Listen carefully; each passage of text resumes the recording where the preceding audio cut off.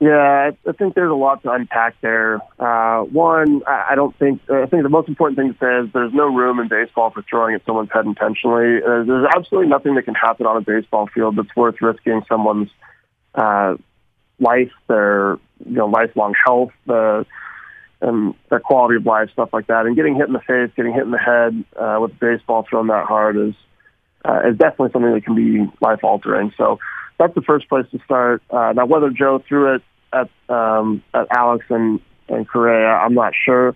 I'm not in the clubhouse. I don't know exactly what was going on in his head or anything like that. I think 8 games is pretty harsh, especially against the backdrop of only playing 60 games this year. Now, it was agreed upon that all suspensions would be normal suspensions. They wouldn't be kind of prorated suspensions to account for 60 games. So if the precedent sets that, this act is worth 5 games normally, then it would be 5 games this year. That was talked about. I think MLB, I think Dusty Baker did a fairly smart thing going and petitioning MLB early on, saying, look, like, my guys are going to get thrown out. You need to protect them. So there's heightened awareness on that, obviously. And I think that the suspension was too long. I don't think Dave Roberts should have been suspended at all. I understand the manager has to be responsible for what goes on with his team, but I think suspending Dave was a little bit out there. And I think MLB really weakened their argument for why they were going to suspend him by bringing up past history and the taunting as reasons why they viewed it as intentional. Like, just because someone who has been suspended in the past for throwing at someone or for hitting someone doesn't necessarily mean that they did it this time.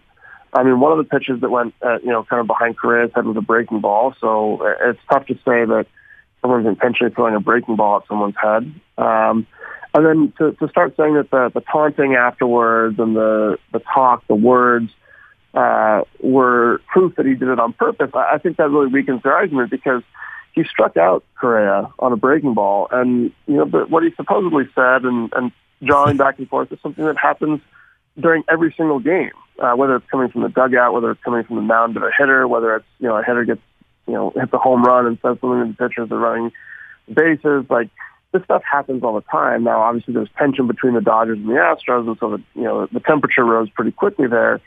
I think MLB's best argument would just be to say, we deem that the 3-0 pitch to Bregman was intentional.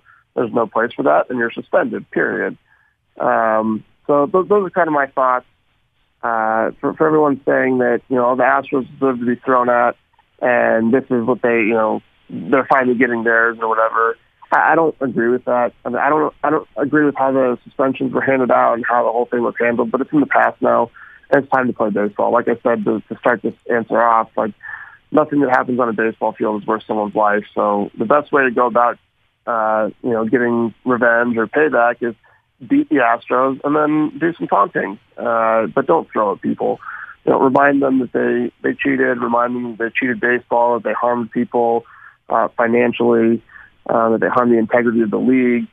Small little jabs like that via social media, via media, whatever the case may be, are fine. But it's a constant reminder, which gets more annoying than having one pitch thrown at you anyway. So that would be my way of handling it.